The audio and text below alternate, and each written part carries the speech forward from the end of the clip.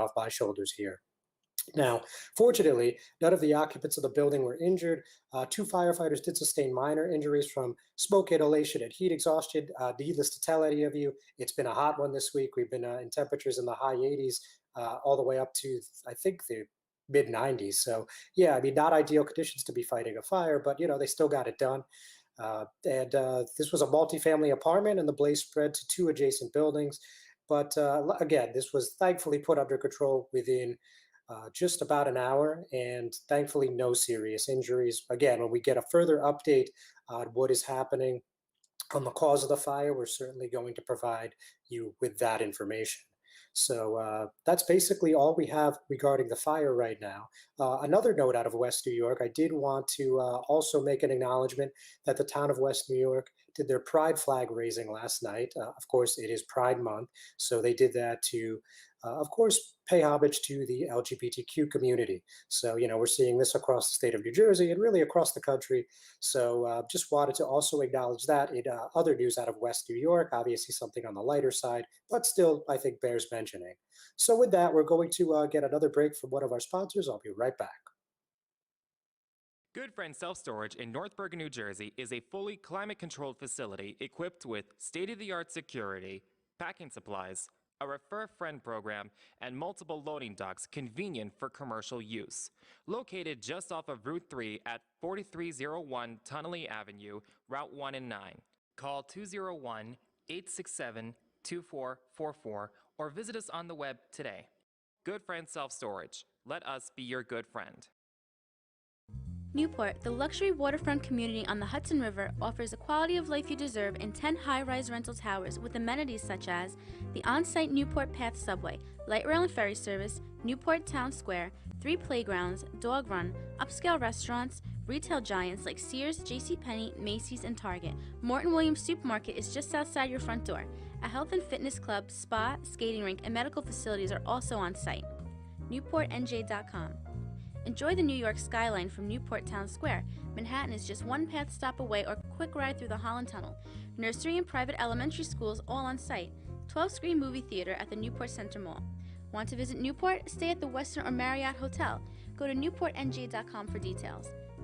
Newport has luxurious towers, great restaurants, shopping, New York skyline views, schools, playgrounds, a marina and yacht club, gym, spa, fine wine, fine living.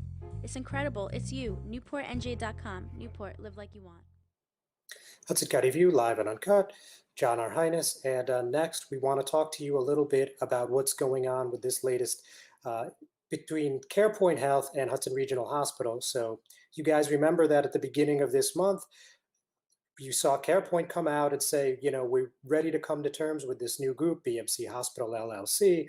They were ready to, it appeared anyway, make an exchange that would make them the new owners of the Bayonne Medical Center. However, literally within minutes, Hudson Regional Hospital made an announcement saying that they'd reached a $220 million real estate deal with Avery Eisenreich, who is the owner of Alaris Health and also owns the real estate at the BMC and at the Hoboken University Medical Center. So now those two have been going back and forth for several weeks, as anybody that's been following the site is well aware. And yesterday, Bayonne Mayor Jimmy Davis with other dignitaries as well. And also notably, about, I would say, at least 100 workers from the Bayonne Medical Center came out in support of the BMC hospital deal. So I'll tell you more about that momentarily, but first we're going to go to a short clip. Officials and healthcare workers gathered on the lawn of the Bayonne Medical Center this morning to express their support for the deal that would allow BMC Hospital LLC to take over their local healthcare facility. I stood here about 8 months ago on the front part of this lawn. There was a group that were trying to do everything in their power to make sure that this hospital disappeared. It was for their own benefit that they were doing that. And here we stand today with the group, Bayonne Hospital Group, looking to buy our community hospital and become part of our community and to keep our hospital open. And I'm here to tell everyone down in the Department of Health that we stand behind them 100%. As we hear of possible future viral resurgence in the news, this land and building will never be now to this community. This property cannot be treated like some ordinary piece of land that is bought and sold for millions in profits, but needs to be treated for the medical sanctuary for the citizens of Bayonne that it is. We ask that our legislators keep that bond and move swiftly in guaranteeing the future stability and existence of the history of this building as it serves our community in their times of need. It was an 11th hour deal. That's all it was. Where it came from, what it is, what the parameters are, I don't know. What I do know is that the Bayonne Hospital LLC negotiated, wrote a deal, did a deal, and that deal is sitting on Department of Health's table right now, and we're telling Department of Health that we are behind that 100%. I'm John Heides with the Hudson County View, the eye of the community. Hudson County View, live and uncut, John R. Highness. So obviously you just saw Bayonne Mayor Jimmy Davis and a few others speaking about the BMC Hospital LLC deal and CarePoint Health. So the future of the Bayonne Medical Center remains very much in limbo, but I think there's no secret now where Mayor Davis stands. I mean, like you just saw, he's been quite unabashed on which deal or which entity he's in support of. And, you know, he took some shots at the Hudson Regional Hospital, as you could clearly see. And he said it's an 11th hour deal. That's all it was. Where it came from, what it is, what the parameters are, I don't know. What I do know is that the Bayonne Hospital LLC negotiated, wrote a deal, did a deal, and that deal is sitting on the Department of Health's table right now, and we're behind it 100%. And when I spoke to Dr. Singh, during the question and answer portion of the press conference, he told me that regardless of what happens with the pending litigation between Hudson Regional and CarePoint Health, that Bayonne Hospital or BMC Hospital LLC is committed to making sure that there is no halt in service and that they will support an eminent domain procedure, which you have seen has already been started by the Hudson County Improvement Authority and has been continued by the Hudson County Board of Chosen Freeholders, if that is necessary. And based on what we know at this point, it doesn't look like there's any other option available if that is going to be the provider that is selected. And those of you that have been following closer than others, you know that the New Jersey Department of Health has declined to weigh in on this, citing pending litigation. So, you know, it's anybody's guess on which application they favor, if either. I mean, they may not have even read either application yet. But this one looks very much in limbo as far as I could tell. So, interestingly, following the press conference, Ron Simoncini, who is a spokesman for Hudson Regional Hospital, blistered CarePoint Health for trying to keep their leadership in place after losing tens of millions of dollars last year. So check out what he had to say. It shouldn't be providing any comfort to the community that BMC is saying we are keeping the same people in place to operate the hospital. These are the same people who got negative reviews and lost $30 million last year. Where is the community security at CarePoint handpicking a successor who can't get a license and who's nominating a failed management staff to pursue its business plan when it has zero experience running an acute care facility? Again, some of our more astute readers and followers are aware that last week we did a little compare and contrast of the letter from BMC Hospital and the letter from Avery Eisenreich's attorney, Angelo Genova, going both to the New Jersey Department of Health, talking about each healthcare provider's respective shortcomings. And you know, there were talk of obviously previous litigation, and you know, there were lots of bold claims talking about, you know, faulty insurance claims. There were some talking about, you know, spread of infectious diseases inside facilities, and you know, obviously they just picked apart each other's finances. So clearly, there's a lot of bad blood here.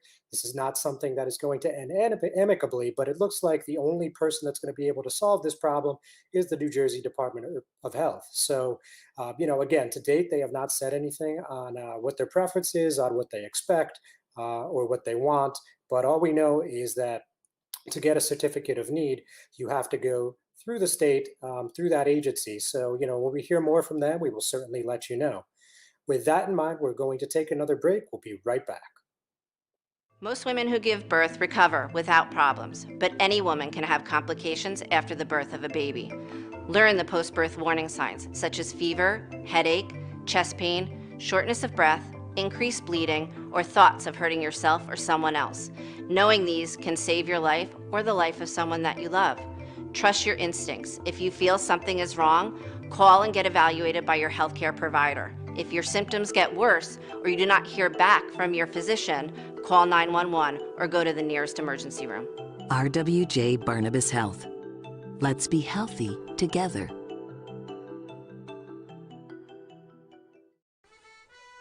Pinto Properties, Jersey City. Shaping the workplace with state-of-the-art office spaces that address your company desires. Building residences that define your home environment, adjacent to all modes of transportation with on-site parking available. The right address, the right lease. Call 201-521-9000 or visit online at panapintoproperties.com. Panapinto Properties, building Jersey City for everyone. Hudson County View, live and uncut, John R. Highness. So now we're going to switch gears and we're going to talk a little bit about what's going on in law enforcement locally. And as I mentioned at the top of the program, Hudson County Prosecutor Esther Suarez and other members of her office held a virtual town hall on Monday evening. And excuse me, that was Tuesday evening. And they discussed, again, use of force. They talked about police brutality, and we also talked about that incident on Bostwick Avenue in Jersey City. So there's a whole lot of angles here. And it was a long meeting, went over 2 hours. I think it was about 2 hours and 15 minutes in total. But, let's just start at the top here. So at the beginning, we saw Jersey City NAACP President Nathaniel Legay ask if the Hudson County Prosecutor's Office is provided with a list of officers throughout the county who are, as he called them, repeat offenders, obviously officers that have engaged in multiple instances of misconduct. And Hudson County Prosecutor's Office Assistant Prosecutor Pete Stoma responded in kind, and he said, "There's not a list compiled of repeat offenders. What there is a detailed record, and all that information does exist in files. We don't create lists and disseminate those lists, but all that information pursuant to the State Attorney General guidelines of the internal affairs process exists." So he made note of that, and you also heard him say, for those of you that tuned in, or the few of you that were able to attend, while it was a virtual town hall, they did open it up for a limited amount of public access. So there were, I would say, maybe 24 people in the crowd. But anyway, for those that were able to follow, he also talked several times that there were many hurdles in disciplining police officers here in New Jersey. And here's just one example. In terms of disciplining officers, there are hurdles. I'm not saying it's impossible. I'm not saying we can't do better under the present system. What I am saying is that there are hurdles, legal hurdles, to be able to suspend and fire officers. And he noted that in every police department in New Jersey, anytime a complaint's filed against an officer, there is supposed to be documentation by the internal affairs unit of that respective department. So, something to keep in mind, obviously. And, this obviously led to a lot of people talking about specific instances. Somebody in the crowd, Ashinia Johnson, brought up that there was a public official that got a DWI and ended up losing his position and ended up losing his job as a result of that crash. While meanwhile, there are officers that have engaged in similar conduct and, are able to retain their public employment. So we didn't really get a clear idea of why that is, other than that's a case-by-case examination by the prosecutor's office. But the one incident that I think a lot of people showed up to talk about, particularly from Jersey City, was again about this Bostwick Avenue street fight where we saw one officer use his police baton on a few people in the crowd there. That was obviously a large group. I mean, some people said it was upwards of 100. It looked to be certainly over 50. I didn't individually count each and every person, but it was definitely a pretty large and unruly group. But with that said, we do know that there's police body camera footage from that incident. It has not been publicly released. I have personally submitted an Open Public Records Act request. I've been put on multiple extensions. The latest one, I think, was just last week for another 30 days. You guys may be familiar that due to COVID-19, there is a state parameter that no longer requires any municipality in New Jersey here to provide a records request in the 7 business days that they're usually mandated to do. So with that said, Chris Gadsden, who you guys know is a former Ward B councilman in Jersey City, and he's also now the NAACP PAC chair, just basically laid out why he thinks this process, in this particular incident is unfair. He said there's no justice at all. The same officer who used a baton in that incident is currently right now on the streets, patrolling the streets. And anybody who knows what happened at Bostwick Avenue, just imagine the psychological pain for somebody who saw that officer who beat on them is still on patrol. So you guys remember again when this was fresh at the beginning of May, Mayor Stephen Fulop, you saw Public Safety Director James Shea and Police Chief Michael Kelly call a press conference at the Public Safety Headquarters, and they said that upon review of the information they had in front of them, which included some video, that they thought the officers used a great deal of restraint because somebody tried to grab an officer's gun.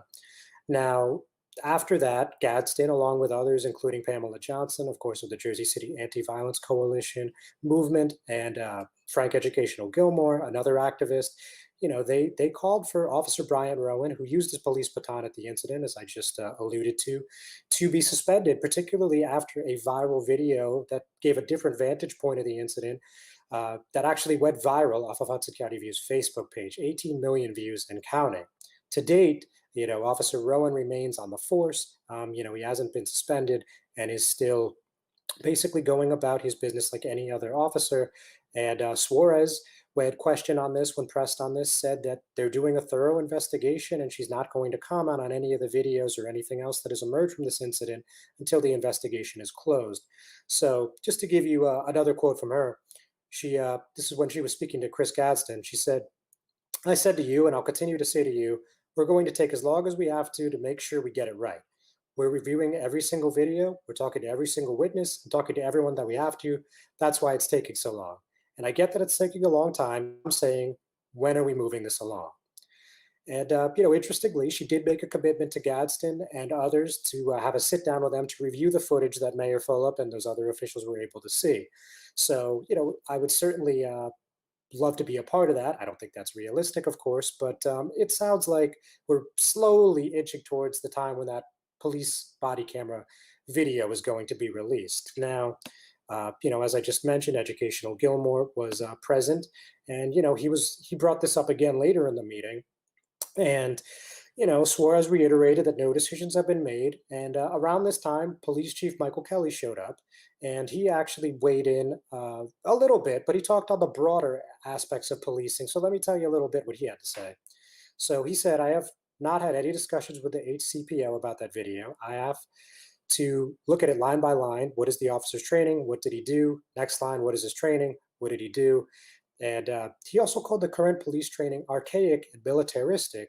When you're talking about use of force, police officers are always allowed to use greater force than what's being used against them, and not just a part of the New Jersey policing standards. And he also said that in 2020, especially in light of George Floyd and others since then, he'd be open to having a conversation about changing that so the officers can only use force equal to what's being used against them.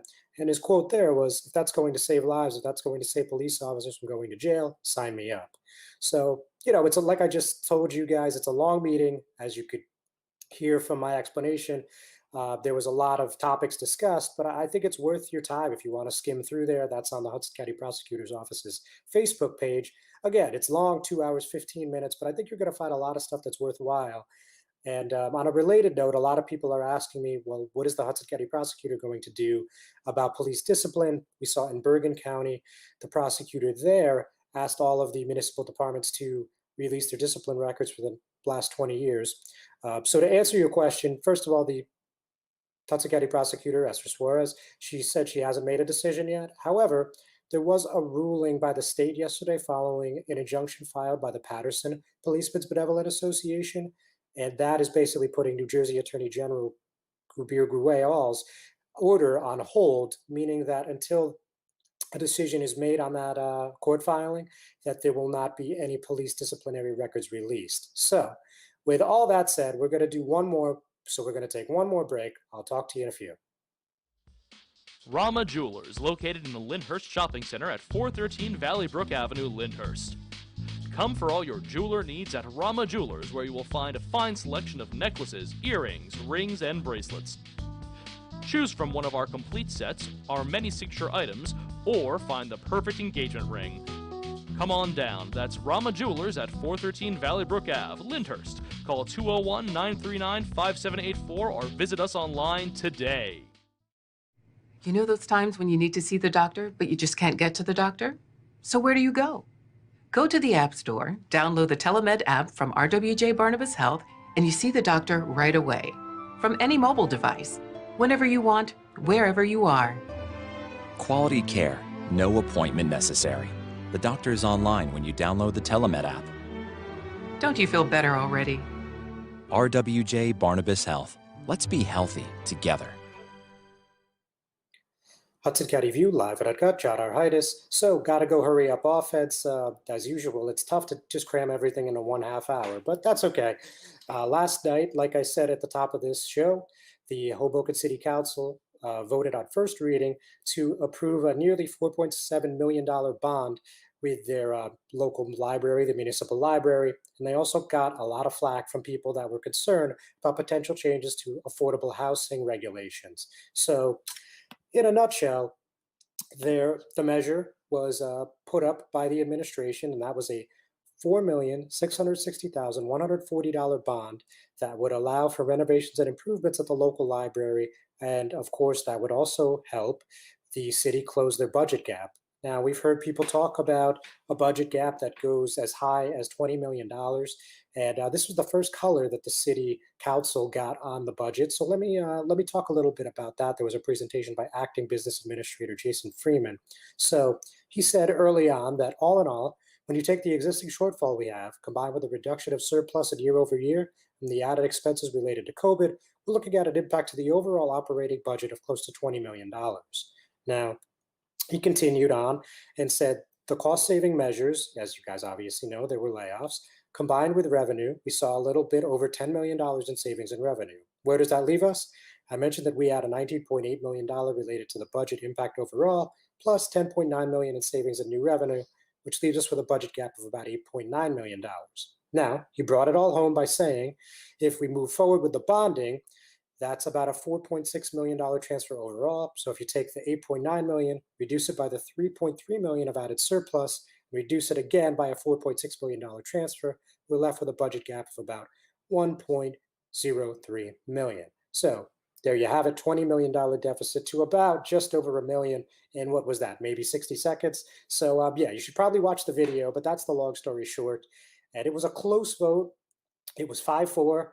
Obviously, that's as close as you get with a 9-person governing body.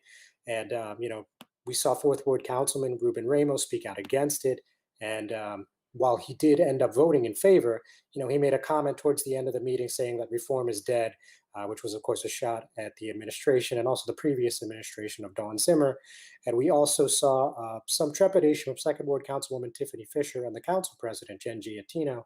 They were skeptical, saying, I don't know if this kind of one-shot deal is the kind of thing we need for what looks like a long-term budget solution. So Fisher said, bonding in the past has got us something, which was a lot of open space. Right, wrong, or indifferent, we have parks.